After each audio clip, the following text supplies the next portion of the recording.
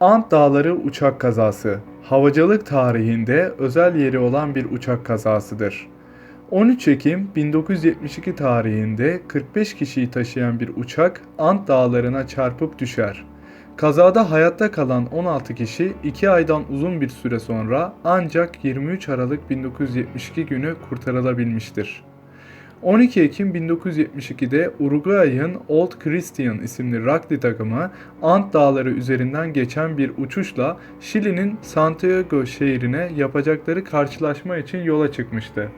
Ancak fırtınalı dağ havası yüzünden uçak geceyi geçirmek üzere Arjantin'in Mendoza şehrine iniş yaptı.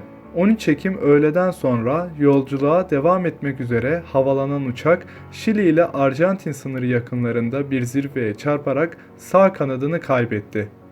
Kopan sağ kanat savrularak uçağın kuyruk bölümünde büyük bir delik açtı.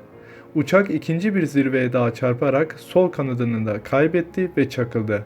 45 yolcudan 12'si kaza esnasında ya da kazadan hemen sonra hayatını kaybetti. Kazadan kurtulanların 5'i ertesi sabah, biri de yaralarına yenik düşerek kazadan sonraki 8. gün ölmüştür. Geriye kalan 27 kişi dondurucu soğukta hayatta kalma mücadelesi vermeye başlamıştır. Kazanın üstünden 16 gün geçtikten sonra çığ düşmesi sonucu 8 kişi daha ölmüştür. Kazanın üstünden günler, aylar geçerken 3 kişi daha ölecek ve sonuçta sadece 16 kişi kurtarılacaktı. Bu kadar gün nasıl oldu da uçak bulunamadı? Nasıl oldu da 16 kişi dondurucu soğukta hayatta kalmayı başardı? Kazadan kurtulanların arasında hiçbir doktor yoktu. Ayrıca tıbbi gereçlere de sahip değillerdi. Zayıf düşen dayanamıyor ve ölüyordu. 3 ülkeden arama ekipleri kaybolan uçağı her yerde aramıştır. Ancak düşen uçağın rengi beyazdı ve karın içine gömülü olduğu için gökyüzünden görülemiyordu. İşte bu yüzden uçak bulunamıyordu. Kazadan kurtulanların yanlarında aşırı soğukla baş edebilecek kıyafetleri yoktu. Uçağın izolasyon malzemelerinden kendilerine battaniye yapmışlardı ve üçer dörder kişilik gruplar halinde bu malzemelerin altında yatıyorlardı. En önemli sıkıntı ise açlıktı. Çünkü her yer kar altındaydı ve yiyecek hiçbir şey yoktu. Kazadan kurtulanlar ilk günleri uçak enkazından buldukları yiyeceklerle atlatmışlardı. Bavullarda buldukları çikolata, bisküvi gibi ürünleri yiyip buzu eritip içiyorlardı. Yiyecekleri kısa sürede tükendi. Hayatta kalabilmek için zor bir karar vermeleri gerekiyordu ve ölen arkadaşlarının cesetlerini yemeye karar verdiler.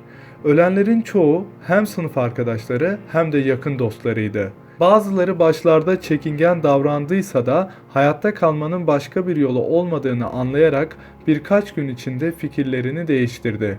Dağdaki 11. günlerinde uçakta buldukları radyoyu dinlerken kendileri için yapılan arama kurtarma çalışmalarının durdurulduğunu öğrendiler. Aldıkları haberle umutsuzluğa düşseler de uzun süre arkadaşlarının etlerini yiyerek yardım beklemeye devam ettiler. 60. günde artık tek kurtuluş yolunun batıya doğru dağları aşmak olduğunun farkına vardılar.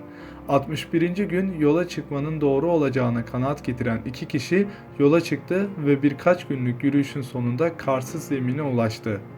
Yürüyüşlerinin 9. günü 3 köylüyle karşılaşıp yardım istediler. Ertesi gün köylülerin çağırdığı yardımla dağdaki 70.